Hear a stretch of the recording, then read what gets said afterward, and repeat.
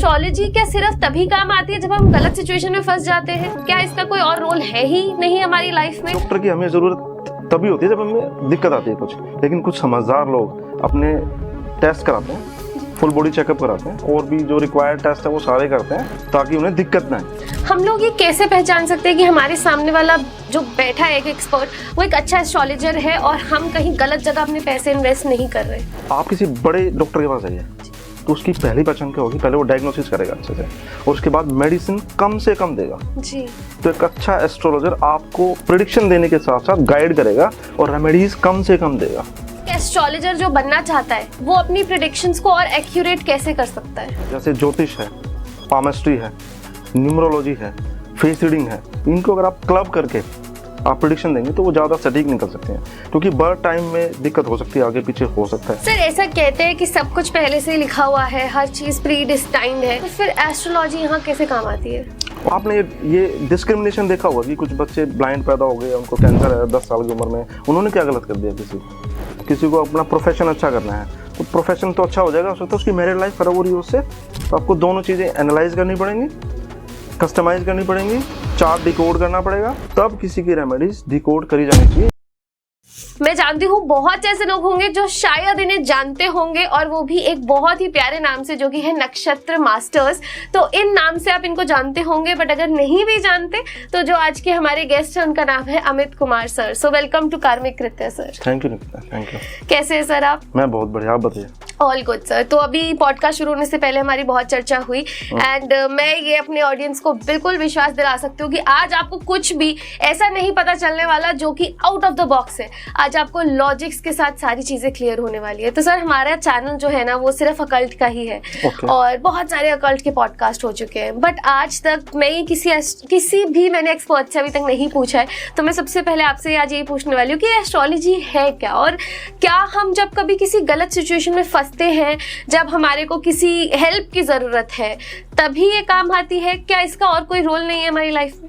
Okay, तो आपने यहाँ पर 2 क्वेश्चन पूछे निकिता। फर्स्ट है इसकी एस्ट्रोलॉजी है क्या, तो बेसिक से समझते हैं इसको कि एस्ट्रोलॉजी को अगर देखेंगे, ये एक इंग्लिश वर्ड है, aster plus logic. Aster means खगोल, एस्ट्रोनॉमी, और logic means mind of God, Greek philosophy के हिसाब से माइंड ऑफ गॉड हो गया। ज्योतिष का अगर छंदी विच्छेद करें तो ज्योतिजमाइश बनता है, यानी ईश्वर की वह ज्योति जो हमें अंधेरे से उजाले की तरफ लेके जाती है, गलत कर्म से सही कर्म की तरफ लेके जाती है। अब ऑथेंटिसिटी की अगर बात आए तो ज्योतिष वेदांग है, 4 वेद हैं, 6 वेदांग हैं, शिक्षा, कल्प, व्याकरण, छंद, निरुक्त और ज्योतिष। ज्योतिष को वेदों का नेत्र भी बोला गया है। तो इसकी गणनाएं, मतलब दो ज्योतिष प्रचलन में रहते हैं कि गणनाओं पे आधारित है कि तिथि क्या है, और वो पंचांग वाला पार्ट आता है, और दूसरा आता है फलित जो हमारे प्रेडिक्शंस के लिए होता है, सही कर्मों से अलाइन करने के लिए होता है। तो ये तो ज्योतिष वाला पार्ट हुआ। अगर आपने दूसरा क्वेश्चन पूछा कि एस्ट्रोलॉजी की क्या हमें तब ज़रूरत है जब दिक्कत आए, तो एक डॉक्टर की हमें ज़रूरत तभी होती है जब हमें दिक्कत आती है कुछ, लेकिन कुछ समझदार लोग अपने टेस्ट कराते हैं जी, 6 महीने में, साल में फुल बॉडी चेकअप कराते हैं और भी जो रिक्वायर्ड टेस्ट है वो सारे करते हैं ताकि उन्हें दिक्कत ना आए। तो वो समझदार व्यक्ति एस्ट्रोलॉजर से भी मिल सकता है, जान सकता है कि उसके कर्म है वो अलाइन है या नहीं है, अगर वो चाहता है तो ये ज्योति है, ये लाइट है, और लाइट का मतलब ही अंधेरा, अंधेरे का जो अगर आइकोनोग्राफी से समझे तो वो अज्ञानता है, तो अज्ञानता से ज्ञान की तरफ जाने का नाम ज्योतिष है। तो ऐसा जरूरी नहीं है कि अगर कोई दिक्कत है तभी जाया जाए, तो एक भला चंगा आदमी भी जा सकता है और जान सकता है अपने बारे में। ऑलराइट, तो सर जैसे हम लोग हैं जो बहुत कॉमन लोग हैं, हम लोग ये कैसे पहचान सकते हैं कि हमारे सामने वाला जो बैठा है एक एक्सपर्ट वो एक अच्छा एस्ट्रोलॉजर है और हम कहीं गलत जगह अपने पैसे इन्वेस्ट नहीं कर रहे? बहुत बढ़िया, शुरू में आपने अच्छा सवाल पूछ लिया। एस्ट्रोलॉजर जो है, आप किसी के पास जाते हैं, आप किसी बड़े डॉक्टर के पास जाइए तो उसकी पहली पहचान क्या होगी, पहले वो डायग्नोसिस करेगा अच्छे से और उसके बाद मेडिसिन कम से कम देगा जी।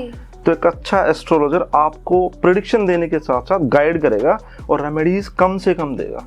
तो आप यहाँ से पहचान सकते हैं कि आप जो महंगी रेमेडीज के नाम पे जो ब्लफ करते हैं लोग, तो वहाँ से आप यही है कि वो रेमेडीज आपको कम से कम बता रहा है, और हो सकता है ना भी बताए, और हो सकता है आपको वो रेमेडीज बताए जो बिहेवियरल हैं, जो कार्मिक हैं, जो सटली आपको चेंज करने के लिए हों, जो आपको खुद के करने के लिए हों, जिसमें कुछ खर्चा कुछ नहीं है और मैक्सिमम गेन्स हैं आपको खुद के बारे में। तो आप ऐसे पहचान सकते हैं, क्योंकि एक अच्छा एस्ट्रोलॉजर होने से पहले एक अच्छा इंसान होना ज़्यादा ज़रूरी है। तो ये पहचान आप वहीं से कर पाएंगे इस बात को। वाओ। और सर बहुत सारे ऐसे लोग हैं जो हमारा चैनल ना या इसीलिए देखते हैं कि वो सिर्फ एक एस्ट्रोलॉजर तक नहीं पहुंचना चाहते, बट बहुत से ऐसे लोग हैं जो खुद एस्ट्रोलॉजर्स बनना चाहते हैं। अब जैसे आपने बताया कि वो एक अच्छा एस्ट्रोलॉजर प्रेडिक्शंस अच्छी करेगा, तो सर अगर एक एस्ट्रोलॉजर जो बनना चाहता है वो अपनी प्रेडिक्शंस को और एक्यूरेट कैसे कर सकता है? विधाएं काफ़ी सारी हैं, जैसे ज्योतिष है, पामिस्ट्री है, न्यूमरोलॉजी है, फेस रीडिंग है। इनको अगर आप क्लब करके आप प्रिडिक्शन देंगे तो वो ज़्यादा सटीक निकल सकते हैं, क्योंकि बर्थ टाइम में दिक्कत हो सकती है, आगे पीछे हो सकता है। न्यूमरोलॉजी एक दिन के लिए हो गया, तो कुछ चीज़ें न्यूमरोलॉजी में काफ़ी अच्छी हैं, आपके ट्रेड्स पता लगते हैं, क्योंकि हमें चीज़ें प्रोग्रेशन में ही मिलती हैं। मिलेनियल्स को कुछ मिला, 2000 के बाद जो बच्चे पैदा होने कुछ और ही मिल रहा है, तो प्रोग्रेशन में चीज़ें मिलती हैं, तो डेट ऑफ बर्थ से वो ट्रेड्स पता लग जाते हैं। ज्योतिष आपका इम्प्रिंट है, आपके कार्मिक जो आपने पास लाइफ में किए हैं और अभी की यात्रा को बताता है, तो वहाँ से कुछ ट्रेड्स आपको मिलेंगे बहुत अच्छे। हालांकि सबकी मदर ज्योतिष ही है। आपकी ट्विंस की बात है या फिर आप जहाँ पर लगे कि चीज़ें आपको समझ में नहीं आ रही है, तो वहाँ पर रोल आता है पामिस्ट्री का। हर आदमी का यूनिक हैंड है, प्रिंट्स उसके अलग अलग हैं, रेखाएं सबकी अलग अलग हैं, लेंथ अलग अलग है, मोटाई अलग अलग है, सब कुछ अलग अलग है। तो मेरा ऐसा बिलीफ है कि आपको एस्ट्रोलॉजी, न्यूमरोलॉजी, पामिस्ट्री और फेस रीडिंग को क्लब करके कुछ बताया जाना चाहिए। इसमें 2 भी हो सकते हैं, 3 भी हो सकते हैं। तो विधाओं को जितना होलिस्टिक आप करके करेंगे उतना आप प्रेडिक्शन के नज़दीक जाएंगे, एक्यूरेसी के 100% के करीब जा सकते हैं। ऑलराइट सर, ऐसा कहते हैं कि सब कुछ पहले से लिखा हुआ है, हर चीज़ प्री डिस्टाइंड है। अगर हर चीज़ ऐसी है और सब चीज़ें ही पहले से तय है, तो फिर एस्ट्रोलॉजी यहाँ कैसे काम आती है? ओके, तो निकिता मेरा पहला क्वेश्चन आपसे है कि आप मानते हैं इस बात को रियली कि पहले से ही चीज़ें प्री डिस्टाइंड है? सर देखिए, मेरा बहुत ही ज़्यादा मेरा ऐसा मानना है कि हाँ है, बट हमारे अंदर अगर भगवान ने हर चीज़ तय भी करी है, तो भगवान ने ये शक्ति भी दी है कि हम उन चीज़ों को चेंज कर सकते हैं। मुझे ऐसा लगता है। ओके, तो इसको थोड़ा समझने वाली चीज़ है, तो मैं आपको कोशिश करूंगा साइंस के लेवल पे बताने, क्योंकि आज का युवा जो है वो तर्क मांगता है, वो लॉजिक मांगता है, तो तर्क की बात कर लेते हैं। तो डिफरेंट लेवल पे समझते हैं इसको। पहला लेवल ये है कि आप फिजिक्स के लेवल पे समझते हैं। एक लिबेट एक्सपेरिमेंट हुआ था 1980 में, बेंजामिन लिबेट। तो उनका कहना ये था कि आप जो भी डिसीजन लेते हैं, आपने कुछ किया, मैंने ये पानी का गिलास उठाया और मैंने ये पी लिया, ऐसे ना, प्यास भी लगी हुई थी, तो मेरी विल थी तो मैंने उठा लिया, यहीं से ये निकल गया ना, मेरा मन हुआ तो मैंने उठा लिया। लेकिन मेरे को ये गिलास उठाना है, ये डिसीजन आने से पहले, ये डिसीजन पॉप अप होने से पहले 100 मिली सेकेंड्स लगभग, उससे पहले कुछ भावनाएं उठी मेरे मन में, सबकॉन्शियस से उठी। एक्सपेरिमेंट के थ्रू प्रूफ है ये। तो वो उठी, तब मैंने ये गिलास उठाया। अब हमारे साथ क्या दिक्कतें हैं, कंस्टेंट हैं, कि हम लोग जो आउटकम है हमारे थॉट प्रोसेसेस का, हमें वही नजर आता है कि मेरे को गिलास उठाना है, वो एक्शन के रूप में मेरे को समझ में आता है कि थॉट आया और मैंने हाथ से इसको उठा लिया। लेकिन पीछे के जो इम्पल्सेस उठे सबकॉन्शियस से, जो ब्रेन में रिवर्बरेट हुआ, वो मेरे को पता ही नहीं लगता। ये दिक्कत है हमारे साथ में। तो पहले से कुछ था, थॉट से पहले भी फीलिंग्स थी, फीलिंग से थॉट उठा, थॉट से एक्शन आया, तो उससे पहले था। तो यानी कुछ तो है जो पहले से डिटरमिन्ड कर रहा है। तो ये डिटर्मिनिज्म है कि, और ऐसे ही होता है हमारा। अब दूसरी बात समझाता हूँ आपको, स्पिरिचुअल लेवल पे लॉ ऑफ कॉजेलिटी है, कॉज एंड इफेक्ट से आती है चीज़ें, कि मैं आज एक्सरसाइज कर रहा हूँ तो उसका रिजल्ट अभी नहीं मिलेगा मेरे को हो सकता है 2 दिन बाद मिले, 1 हफ्ते बाद मिले। तो आपने ये डिस्क्रिमिनेशन देखा होगा कि कुछ बच्चे ब्लाइंड पैदा हो गए, उनको कैंसर है 10 साल की उम्र में, उन्होंने क्या गलत कर दिया किसी को? कुछ भी नहीं हुआ। तो कुछ तो है जो कोज का अफेक्ट दिखाई दे रहा है हमें, और जो मैंने अभी कोज किया वो अफेक्ट हुआ। टाइमलाइन पे अगर देखने की कोशिश करूँ मैं, तो अफेक्ट अगेन एक नए अफेक्ट का कोज बन गया, फिर वो ये चेन है पूरा। ओके, तो ये यहाँ पर ये चीजें नजर आती है कि लॉ ऑफ कॉजेलिटी जो है, लॉ ऑफ कॉजेलिटी को तो डिनाई नहीं कर सकते हम। Law of cause and effect तो है। तो कॉज एंड इफेक्ट का जो फीलिंग वाला मेरा आया पार्ट, मैं अब इसको अगर थेरेपी की लैंग्वेज में समझूं, तो सबकॉन्शियस में जो चीजें मेरे को आ रही हैं अचानक से उठ के, मैंने सोचा भी नहीं, मैंने देखा भी नहीं, टेलीपैथी, डेजा वू, तो वो कहीं से तो मेरे अंदर थी, तभी तो आई वो। तो वो एक डिफरेंट टाइमलाइन है। अब मेरे साथ क्या दिक्कत है कि मेरे को अभी प्रेजेंट मोमेंट दिख रहा है और मेरे को अपने बचपन से अभी तक की यात्रा पता है, लेकिन मेरे को पीछे की टाइमलाइन नहीं पता है कुछ भी। अगर बोलूँ भी तो हाइपोथेटिकल नजर आएगा, प्रूफ नहीं उसका कुछ की पास्ट लाइफ भी है, ये नहीं है। लेकिन जो इतना डिस्क्रिमिनेशन है, तो उसके पीछे कोज एंड इफेक्ट की थोड़ी आती है। अब आता है लॉ ऑफ कर्मा। तो कर्मा वाली चीज़ भी यहीं पे आके फिट होती है कि जो आप जो करते हैं वैसा आपको मिलता है लाइफ के अंदर। तो law of Karma, law of causality और लिबर्ट एक्सपेरिमेंट तो ये बताता है कि सब कुछ प्री डेस्टाइंड है। लेकिन बड़ी दिक्कत क्या है कि हमें अपेरेंटली लगता है कि मैं तो अपनी विल से कुछ भी कर सकता हूँ, ठीक है। तो मेरी विल है कि मैं जंप कर जाऊँ 10 फीट ऊपर, अभी मैं यहाँ से हाई जंप लेता हूँ 10 फीट, इज इट पॉसिबल? मेरी विल है, मैं सोचता हूँ मैं कर सकता हूँ, मतलब मैं कोशिश करता हूँ, 20 साल प्रैक्टिस करूंगा, 30 साल प्रैक्टिस करूंगा, नहीं होगा। क्या हो सकता है? जो मेरा क्वांटम है, जो मेरा पोटेंशियल है, जो मेरा क्वांटम है, जिसका जो भी क्वांटम है, उसके बैंड में ही चीजें हो सकती हैं। तो वहां पर एस्ट्रोलॉजी का रोल आता है कि आपका क्वांटम क्या है, मेरा पोटेंशियल क्या है, और उस क्वांटम में मैं कितना जंप ले सकता हूँ, मतलब मेरा पोटेंशियल क्या है। और ज्यादातर दुनिया अनटैप्ड ही पोटेंशियल खर्च के बिना ही निकल लेती है रिग्रेट्स के साथ में, तो वो एक अलग चीज़। तो एस्ट्रोलॉजी आपके क्वांटम को बताने का नाम है, आपके कर्मों से आपको अलाइन करने का नाम है, वो एस्ट्रोलॉजी का रोल यहाँ पर आता है। अब क्या है कि मैं फिर सब कुछ प्री डेस्टाइन्ड है, तो मैं करूँ क्या फिर मैं? exactly. यहाँ पर रोल आता है, फ्री विल का रोल नहीं है यहाँ पर फ्रीडम का मामला है। फ्री विल नहीं है, विल में तो डूअरशिप आ गई ना, डूअरशिप आ गई तो अहंकार आया, अहंकार से फिर वो काम, क्रोध, लोभ, मद और मत्सर, जो षड्रिपु बोला गया शास्त्रों में, वो आते हैं, फिर सारे विकार आ जाएंगे आपके अंदर। बात हो रही है फ्रीडम की। फ्रीडम के लिए एक विंडो है आपके पास, कॉन्शियस माइंड है आपका, कॉन्शियस माइंड है, जिसको रिफ्लेक्टेड कॉन्शियसनेस भी बोल सकते हो। आपकी जो रिफ्लेक्ट होगी लगती है आपको कि वो जो यूनिवर्सल एनर्जी है, तो वो कॉन्शियस ब्रेन से होती है। जब कॉन्शियसली आप चूज करते हो, आपके पास चॉइस आपके पास है, एनवायरनमेंट फिक्स है, इवेंट फिक्स है, आप चॉइस कर सकते हो कि मेरे को इधर मुड़ना है या इधर मुड़ना है, एनवायरनमेंट फिक्स है ना। तो वो है। दूसरा क्या है कि आपका परसेप्शन जो इवेंट हुआ उसके प्रति बदल जाएगा आपका। आपके पास अगर अवेयरनेस है, आप कॉन्शियसली अगर चीज़ों को देख रहे हो, तो वहाँ पर एक विंडो है जिसको कॉन्शियस माइंड बोला गया है, वहाँ से चीज़ें मिल सकती हैं आपको। अगेन वो वहाँ पर मिलेंगी जो आपका क्वांटम है। अगर मैं ट्रांजैक्शनल रियलिटी की बात करूँ, व्यवहारिक सत्ता की बात करूँ, सांसारिकता की बात करूँ, जिस ट्रांजैक्शनल रियलिटी में हम जी रहे हैं उसकी बात करूँ, तो वहाँ पर इसका रोल आता है। और फ्रीडम क्या है, फिर आप उठ गए उन चीज़ों से ऊपर, तो ज्योतिष की जरूरत ही नहीं आपको, वो डायरेक्ट कनेक्शन वाली बात आ जाती है फिर आपके पास। वाओ, इस तरीके से सर आज तक किसी ने नहीं समझाया। तो सर आपके समझाने की वजह से ना बहुत सारे क्वेश्चंस मेरे दिमाग में आ गए, क्योंकि अब मुझे ये विश्वास हो गया कि सब चीज़ों के पीछे लॉजिक होता है, एक साइंस होती है इन चीज़ों के पीछे। तो सर अगला क्वेश्चन यही रहेगा कि अगर सब कुछ ऐसा ही है तो फिर ये रेमेडीज क्यों, फिर हम लोग रेमेडीज क्यों करें, मतलब क्या मतलब है इन रेमेडीज का, क्या सार है इन रेमेडीज का? रेमेडीज की बात वहां पर खत्म हो जाती है जहां पर इवेंट फिक्स है। सपोज एग्जाम्पल के लिए समझते हैं कि शादी ना होनी दिखाई दे रही है चार्ट में, तो रेमेडी कीजिए ना कीजिए, नहीं होगी। मैं मानता हूँ दूसरा केस लेते हैं कि मैरिज हो जाएगी आराम से, तो रेमेडी कीजिए और मत कीजिए, शादी तो हो ही जाएगी। दिक्कत कहाँ आती है, जहाँ पर पेच फंसता है कि आपको लग रहा है कि प्रोबेबिलिटी 50-50 पे आगे होगी या 60-40 पे आगे होगी, जहाँ पर आपका पोटेंशियल तो है और आकांक्षा भी है, आपको आपके अंदर पोटेंशियल भी और आपको चाहिए भी वो, तो वहाँ पर रेमेडीज काम कर सकते हैं। अगर इवेंट बिल्कुल फिक्स है कि ये इवेंट ऐसे ही होना है, क्योंकि दृढ़ कर्मा भी होते हैं, अदृढ़ कर्मा भी होते हैं। मैं अगर एस्ट्रोलॉजी की लैंग्वेज में आपको समझाऊं तो फिक्स कर्मा भी है और जो फिक्स नहीं है वो कर्मा भी है, और द्विस्वभाव कर्मा भी है, जो हो भी सकते हैं नहीं भी हो सकते हैं, ड्यूअल राशि के थ्रू जो आते हैं। तो जो फिक्स कर्मा है वो तो चेंज हो नहीं सकते।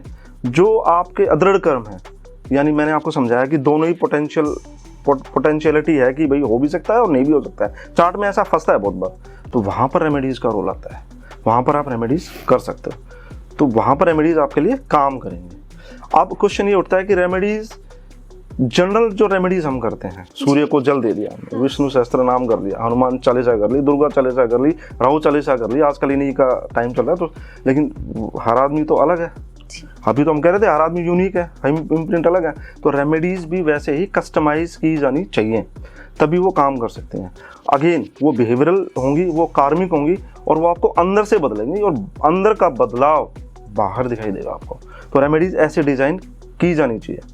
आप जेनरिक नहीं कर सकते कि किसी को आपने, मैं एग्जांपल के लिए बता रहा हूँ कि किसी का बृहस्पति अच्छा कर रहे हैं तो उसको पुखराजी पहना दिया आपने, सभी को ऐसा कर दिया। किसको पहनाना है, किसको नहीं पहनाना है, किसको क्या चाहिए,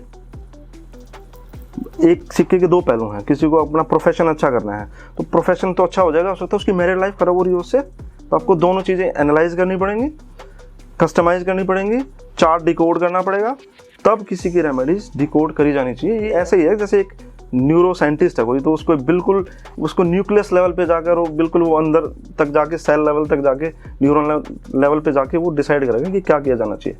पैरासीटामोल की तरह नहीं कि ले लो और बुखार उतर जाएगा, हम सब लोग जान गए जिन बातों को। तो यूट्यूब से दिक्कत आई है कि आप यूट्यूब पे इतने वीडियोज़ हो गए, इतनी रेमेडीज़ आ गई हैं कि लोग खुद से ही करना शुरू कर देते हैं। ये बिल्कुल गलत है, ये बैकफायर भी हो जाता है। आपने कुछ भी खा लिया तो मेडिसिन तो आपको दिक्कत करेंगे ना, बिना डॉक्टर की एडवाइस के आपने ले लिया तो बहुत सारी दिक्कत हो सकती है आपको। सर आपको 15 साल से ज़्यादा हो चुके हैं इस फील्ड में, तो बहुत से आपके पास भी ऐसे केसेस आए होंगे और हमारे पास बहुत सारे कमेंट्स आते हैं। कुछ लोग रेमेडीज़ को सीरियसली नहीं करते हैं, कुछ लोगों को लगता है कि नहीं हमारे को सिर्फ पता चल गया, कुछ लोग हैं रेमेडीज़ को बहुत सीरियसली भी करते हैं लेकिन रिजल्ट्स नहीं आते। तो क्या यही वो वजह है कि कुछ लोगों को रेमेडीज़ काम करती हैं और कुछ लोगों को रेमेडीज़ काम नहीं करती? रेमेडीज़ 100% काम करती हैं। अगेन वो फिट होना चाहिए वो सिनेरियो कि उसको ज़रूरत है भी या नहीं है। अगर इवेंट फिक्स है तो रेमेडीज़ काम नहीं करेंगी, मैंने आपको बताया। फिर उसके लिए रेमेडी क्या डिज़ाइन है, फिर अब वेदों के अनुसार बता रहा हूँ आपको। 80% वेदों में कर्म कांड दिया हुआ है। कर्म कांड मीन्स यज्ञ से आप आहुति डाल दो पुत्र प्राप्ति हो जाएगी, या अश्वमेघ यज्ञ और बारिश हो जाएगी। तो जो आप इच्छा प्राप्ति के लिए कुछ भी करते हो रेमेडीज़, तो उसमें रूल रेगुलेशन आते हैं सारे के सारे। जैसे आपको सपोज आपको इतने ब्रह्म मुहूर्त में करना चाहिए उसको, या आपको नहाना ही है, या उसमें रूल रेगुलेशन जो भी उसको कॉन्टेक्स्ट में आपको है, तो रूल रेगुलेशन आएंगे। तो उसके लिए उसके आधार पे उसको किया जाना चाहिए, और प्लस विद फेथ, तब वो रेमेडीज़ काम करती हैं। अगेन रेमेडीज़ का अपना टाइमलाइन है कि वो कौन सी रेमेडी कितने दिन में काम कर सकती है, क्या है। तो अगेन लोग उस तक जा ही नहीं पाते हैं, उतना टाइमलाइन कर ही नहीं पाते हैं। तो फिर उन्हें लगता है कि ये कुछ असर नहीं हो रहा, कुछ फ़ायदा नहीं हो रहा, तो फिर वो छोड़ देते हैं उस रेमेडी को। तो अगेन सही आदमी को सही टाइम पे सही रेमेडी मिल जाए तो वो काम कर सकती है, अदरवाइज नहीं कर सकती। और अब उसको ये अवेयरनेस है कि ठीक है ये इवेंट मेरे साथ हो रहा है और मैं इसको देख रहा हूँ, तो उसको रेमेडी की ज़रूरत है भी नहीं। तो सर जैसे आप बता रहे थे कि एक बिहेवियरल चेंज इंसान के अंदर ज़रूरी होता है, तो सर प्लैनेट्स जो है वो हम आसपास देखते हैं, क्या वो सेम प्लैनेट्स कहीं ना कहीं हमारी बॉडी पर भी होते हैं? अगेन वेरी गुड क्वेश्चन, और ये मेरी बातों का शायद सार रहेगा जो मैंने आपको अभी मैं कह रहा था। इंटरनलाइजेशन ऑफ जो चीज़ें हैं वो बाहर, पहले मैं अंदर देखता हूँ, फिर मेरे को बाहर वही रिफ्लेक्ट होकर दिखता है। ठीक है, तो सन जो प्लैनेट है वो उसको सेंटर बोला जाता है, कि जितने भी प्लैनेट्स हैं उसके सबके सेंटर में है वो जी। ठीक है, और उसके चारों तरफ सारे प्लैनेट्स घूमते हैं, सारे ग्रह उसके चारों तरफ चक्कर लगा रहे हैं। पृथ्वी भी ऐसे ही है। तो अंदर अगर देखा जाए तो आपके अंदर ब्रेन के अंदर थैलेमस एक पॉइंट है। थैलेमस ब्रेन को रिप्रेजेंट करता है। जितने भी कोऑर्डिनेशन है, जितना भी सेरिब्रल फ्लूइड है, वो सारा का सारा जो जाके रिपोर्ट करेगा किसको करेगा? थैलेमस को करेगा। और जितने भी पार्ट हैं वो सारे के सारे अलग अलग हैं, सब थैलेमस है, हाइपोथैलेमस है, जो भी है। तो सेंटर में थैलेमस है, तो वो एक्ट करता है सन की तरफ। अब थैलेमस देखना बड़ा मुश्किल है, स्कैन चाहिए मेरा। तो बच्चे को सेब खिलाने की बजाय पहले उसको दिखा दो एक बुक से कि भाई ये सेब होता है, तो वो जो हम देखते हैं वो ज़्यादा समझ में आता है। तो वो इसलिए बोल दिया कि वो सन है। हाँ। वो सन है, लेकिन वो सबके लिए रेज तो अलग अलग है, लेकिन सबके लिए अलग अलग है उसका, क्योंकि सबके थैलेमस की प्रोग्रामिंग अलग अलग है। मतलब मैं अगर वो ऐसे समझूं कि जो अंदर की प्रोग्रामिंग है, जो पैरासिम्पैथेटिक नर्वस सिस्टम है, वो तो सबके लिए एक जैसे ही काम कर रहा है, लेकिन वो कोऑर्डिनेशन में कम है या ज़्यादा है। जो सन की क्वालिटीज़ हैं वो थैलेमस की क्वालिटीज़ से मैच होती हैं, मैं ये कहना चाह रहा हूँ आपको। तो अगर वहाँ पे सन खराब है तो थैलेमस की दिक्कत हो सकती है आपको, कोऑर्डिनेशन की दिक्कत या फिर अथॉरिटी की दिक्कत, वो वहाँ पे नज़र आ सकती है आपको।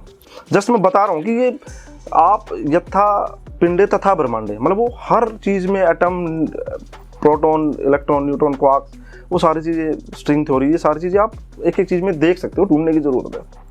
अब सेकंड जैसे मून आता है, मून मन का कारक बोला गया उसको, तो हमारे ब्रेन में वो हाइपोथैलेमस को बताता है। Hypothalamus is all about secretion of hormones, hormones को रिलीज करता है वो, जो साइकिल्स हैं उनको गवर्न करता है वो, आपके मूड को गवर्न करता है वो। मतलब जो हार्मोन्स निकलते हैं आपके पिट्यूटरी ग्लैंड से निकलते हैं सारे के सारे थैलेमस, तो वो जो हाइपोथैलेमस है वो उसको गवर्न करता है। तो वो पॉइंट जो मून का दिखाई दे रहा है बाहर आपको, तो वो हाइपोथैलेमस में है।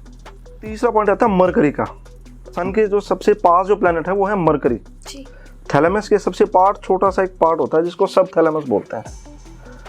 सब थैलेमस आपकी रीजनिंग को बताता है, आपके कम्युनिकेशन को बताता है, आपकी लर्निंग को बताता है, आपकी मेमोरी को बताता है वो। सेम एट्रीब्यूट्स मरकरी को मिले हुए हैं, जी बिल्कुल मैच होगा पूरा का पूरा। तो वहाँ पे ये चीज़ें मैं जस्ट बताना चाह रहा हूँ कि बाहर देखने की जरूरत है ही नहीं आपको। जब आप अंदर झाँकोगे ना, through any means, through spiritualism, through meditation, तो आपको अपने आप चीज़ें कोऑर्डिनेट होनी शुरू हो जाएंगी। और तब मैंने एक बात बोली थी आपको कि अवेयरनेस है तो फिर एस्ट्रोलॉजी की जरूरत नहीं है। अवेयरनेस है, अगर आप अवेयरनेस मीन्स आपको ज्ञान की प्राप्ति हो गई है, तो वो चीज़ है। चौथा प्लैनेट हम मार्स को ले लेते हैं। मार्स जो है वो रिप्रेजेंट करता है एमिगडाला को। एमिगडाला आपके एग्रेशन को बताता है, जी आपके फाइट एंड फ्लाइट मोड को बताता है वो एमिगडाला, और भी चीज़ों को बताता है। लेकिन वो मार्स से जो एट्रीब्यूट्स हैं, जो करेज वाला, जो पैशन वाला, जो ताकत वाला, तो वो पार्ट एमिगडाला से रिप्रेजेंट होगा।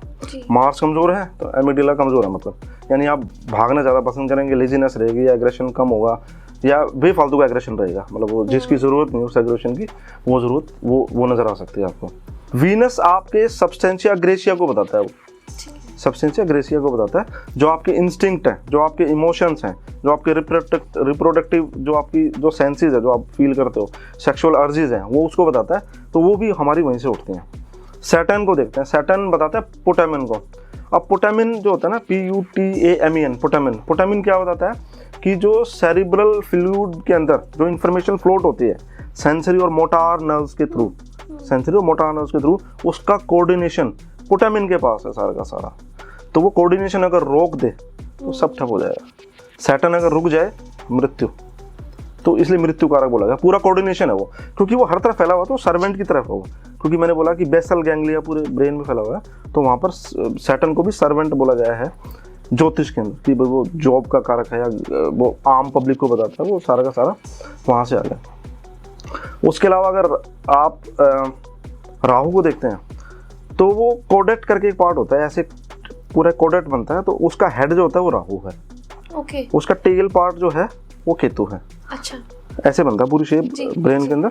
तो हेड पार्ट हुआ राहु। राहु वो वाला पार्ट आपके इल्यूजन को गवर्न करता है, आपकी सैबोटाज वाली जो टेंडेंसीज है उसको गवर्न करता है वो। सेम राहु के बारे में बोला गया कि इल्यूजन है, हेलुसिनेशन है, और आपकी जो जो जो एक्सपेंशन जो चाहिए आपको, अनरियलिस्टिक एक्सपेंशन जो चाहिए, वो उस चीज़ को गवर्न करता है। केतु वाला जो पार्ट है वो आपके सीजर को बताता है। सीजर आप मतलब सीज करके पूरा अपना उस बात को बताता है, आपके टेलीपैथी को बताता है, आपके डेजावू को बताता है, आपके अंदर जो डिटैचमेंट वाली जो फीलिंग आती है वो वहीं से उठती है, मतलब। तो केतु को भी वैसा ही बोला गया कि डिटैचमेंट वाला है। जुपिटर वाला जो पार्ट है, पैलिडस बोलते हैं उसको, ग्लोबस पैलिडस जुपिटर गवर्न करता है। तो जुपिटर सबसे बड़ा प्लैनेट है। ग्लोबस पैलिडस जो है वो भी आपके प्लानिंग और एग्जीक्यूशन को बताता है।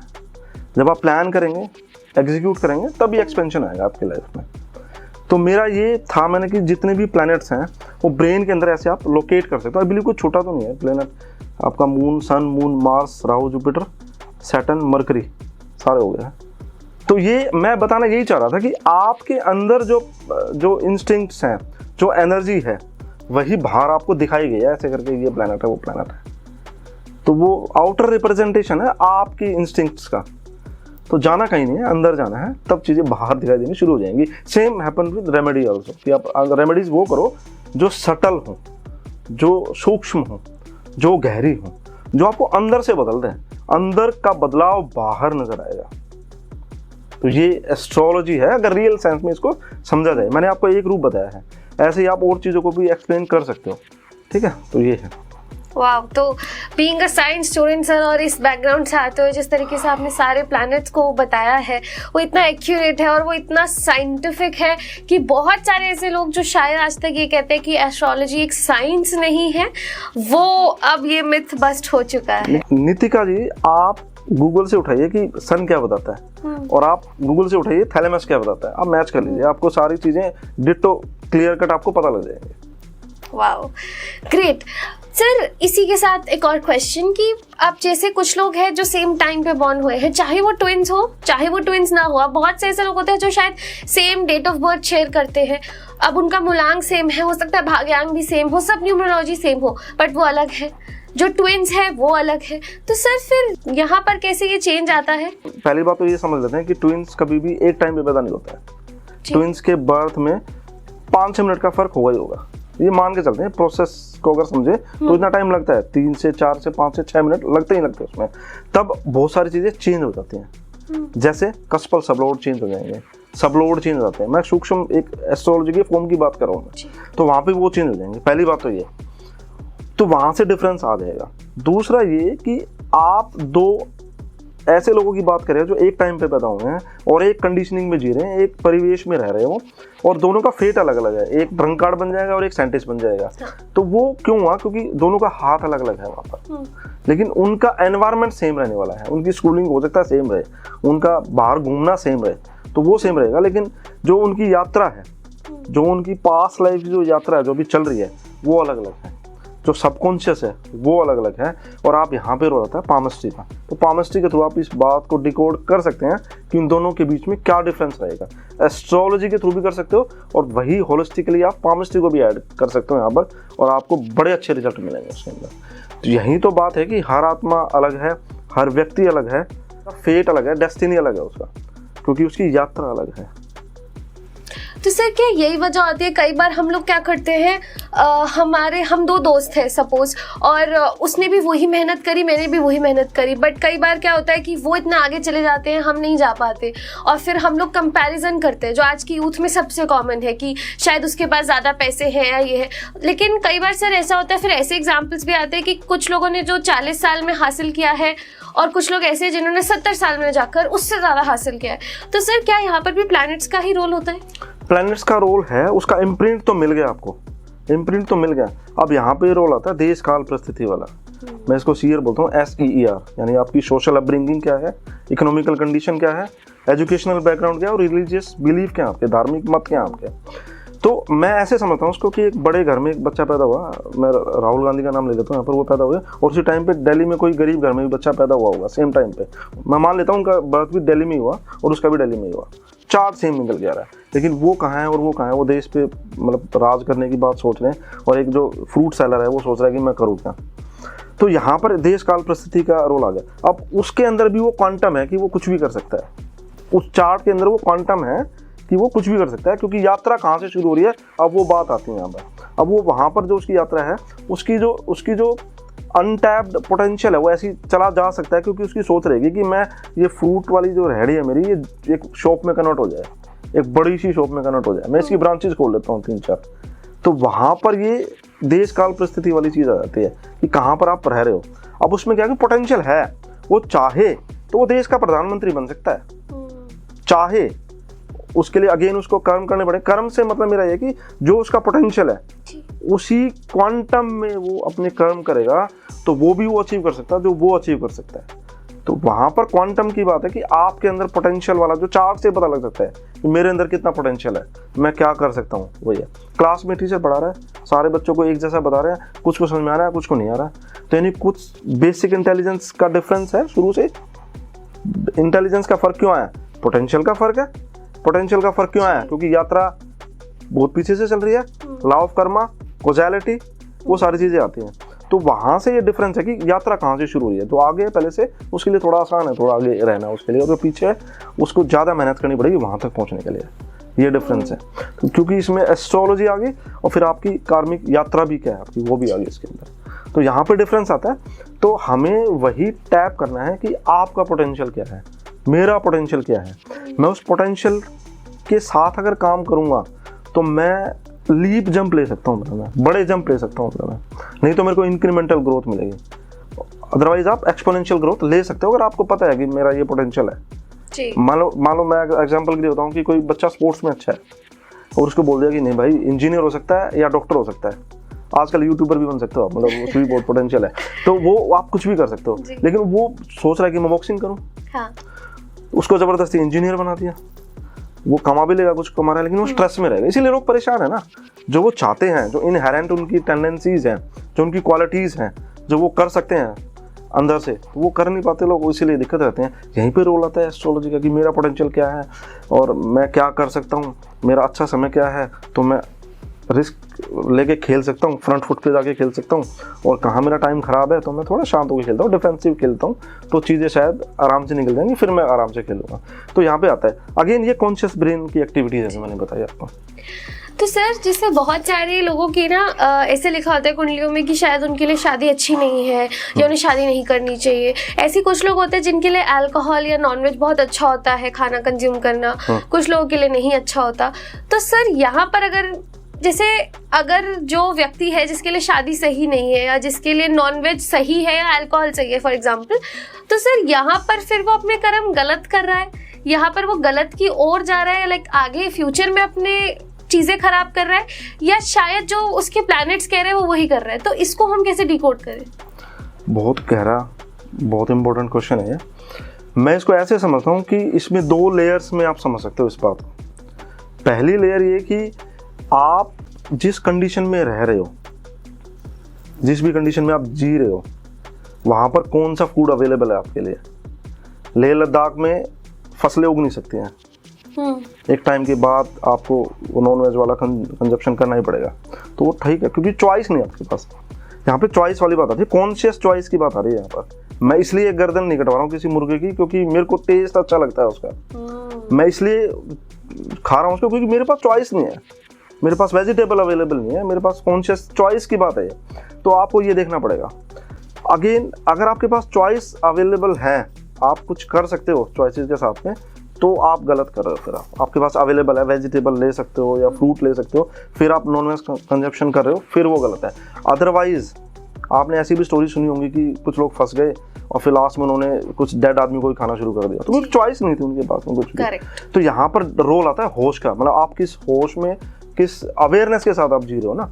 आपके पास चॉइस है तो मैं ऐसा बोलूँगा कि आपको वेजिटेरियन होने की तरफ जाना चाहिए, और अगर आपके पास चॉइस नहीं है तो जो अवेलेबल है वो आपके खाना आपकी मजबूरी हो जाएगी। सिर्फ इसलिए कि मेरे दांत नुकीले हैं, मैं चीर फाड़ कर सकता हूँ इसलिए खा रहा हूँ, तो वो आप गलत चॉइस कर रहे हो और वो सबकॉन्शियसली आप गलत कर्म ही कर रहे हो।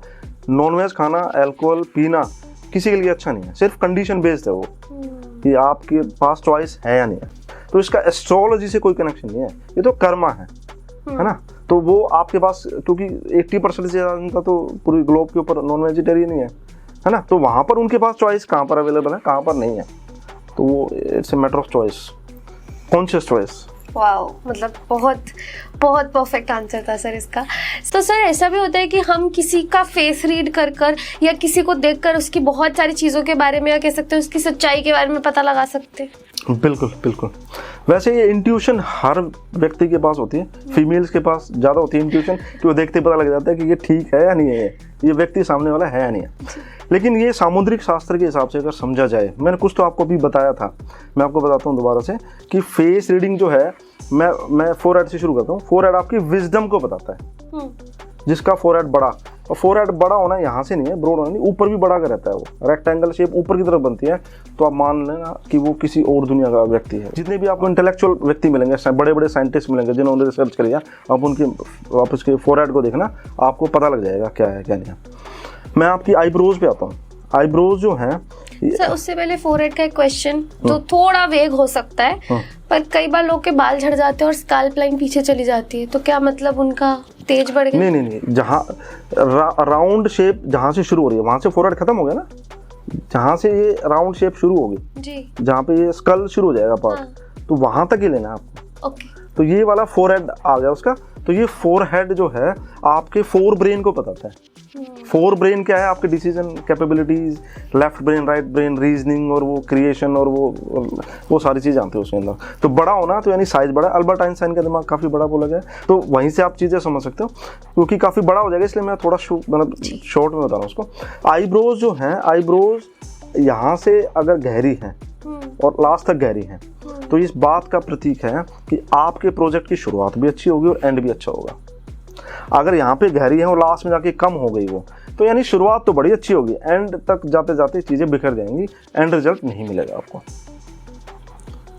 एक बात ठीक है, जुड़ी हुई अगर हैं तो वो अलग एग्रेशन को बताते हैं। अब कुछ लोगों का यहाँ पे आई वाला पार्ट ही उठा रहता है, आपने देखा होगा। हाँ। तो वो एड्रेनलिन रश ज़्यादा होता है उनके अंदर, इंस्टिंक्ट ज़्यादा होते हैं, ज़्यादा एग्रेसिव होते हैं वो, लाइफ के अंदर भी, सिचुएशंस के अंदर भी, मैरिड लाइफ के अंदर भी। तो एग्रेशन को बताता है, आगे बढ़ने के लिए बड़ा अच्छा है वो। रणवीर सिंह का एग्जांपल ले सकते हो आप, फोटो देखना आपको नजर आएगा, यहाँ पे उठा हुआ पार्ट उनका काफ़ी ज़्यादा। ठीक है, आईज को देखते हैं।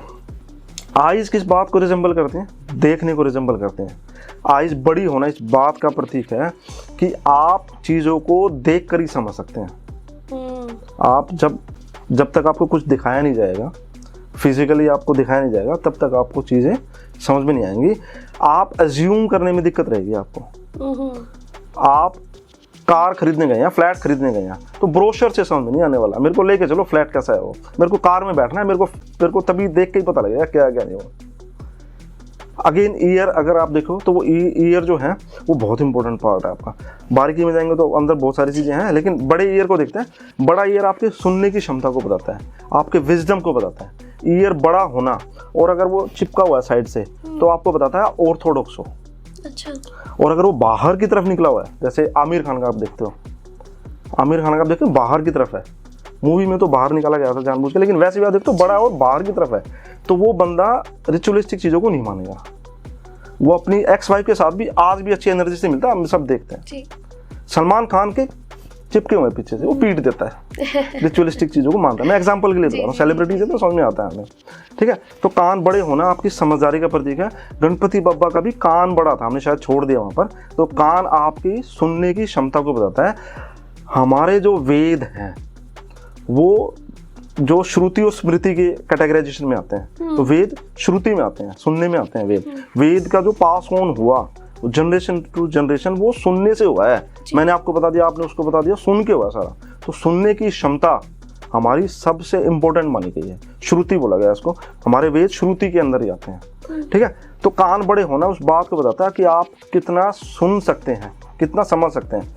अब कान अगर आपका आई लेवल से ऊपर है तो ये बताता है कि आप एग्रेसिव हो, स्पोर्ट्स पर्सन की तरफ मामला चला गया आपका।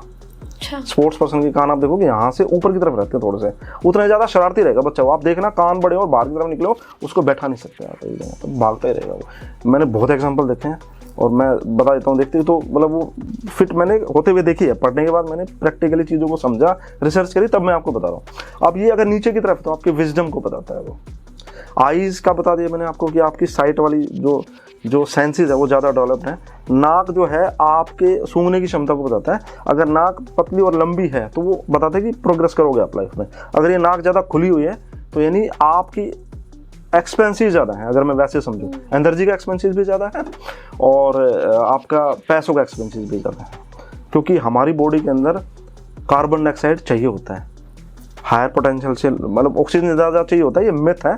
कार्बन डाइऑक्साइड भी चाहिए होता है, क्योंकि जब वो हायर पोटेंशियल होगा तभी इधर आएगी ऑक्सीजन, हीमोग्लोबिन, और इधर से इधर जाएगी ऑक्सीजन। तो मैं बताना चाह रहा हूँ कि ज़्यादा कार्बन डाइऑक्साइड बाहर आना भी अच्छा नहीं माना जाता है, या एक्सपेंसिव को बताता है। मैं लॉजिक बताने की कोशिश कर रहा हूँ आपको। फिर ये फिल्टर बोलते हैं इस चीज़ को, ये भी आपकी सेक्सुअल डिजायर को बताता है कि ये ज़्यादा रहता है तो आदमी इंस्टिंक्ट ज़्यादा रहते हैं उसकी, उस तरह की, ठीक है। लिप्स भी उसी प्रकार है। और आपकी जो लाइन अगर दिखती है अच्छे से तो जो लाइन इस बात को बताते हैं कि आप सिचुएशन से जुझारू रूप से लड़ना जानते हैं, ठीक है। तो ये रहता है। अगेन फिर फेस की शेप है, रेक्टेंगल शेप है तो वो अलग बताती है, इमोशनल बिहेवियर को बताती है। स्क्वायर फेस आपकी है, स्क्वायर फेस है किसी का, तो वो आपके अर्थ एलिमेंट को बताता है, जिद्दीपने को बताता है।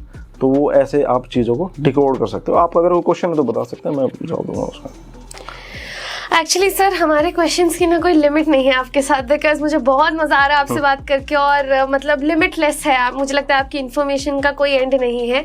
और मैं यही कहूँगी कि इसके आगे भी बहुत कुछ है जो हम डिस्कस करने वाले हैं, पर आज के लिए मैं चाहती हूँ कि हमारी ऑडियंस के ऊपर हम ये डिसीजन छोड़ें कि अब इसके आगे की कन्वर्सेशन हम क्या करें, किन टॉपिक्स के ऊपर हम बात करें, वो अब आपका काम है। सबसे पहले तो आपका बहुत बहुत शुक्रिया। दोस्तों, मैं उम्मीद करता हूँ मेरा ये पॉडकास्ट आपको पसंद आया होगा। मैंने इसमें रेमेडीज से जुड़े हुए जो मिथ है उन्हें दूर करने का प्रयास किया है, और मैंने इसमें बताया कि ट्विंस का फेट, डेस्टिनी अलग कैसे होता है और कैसे हम पामिस्ट्री के पाम के प्रिंट्स के थ्रू उसे डिकोड कर सकते हैं। और हाँ, पामिस्ट्री में थंब भी काफ़ी कुछ बताता है आपके बारे में, काफ़ी सारे सीक्रेट रिवील करता है आपके बारे में। अगर आप ये जानना चाहते हैं तो स्क्रीन पर आपको वीडियो दिख रहा होगा, इसे आप देख सकते हैं। जय हो।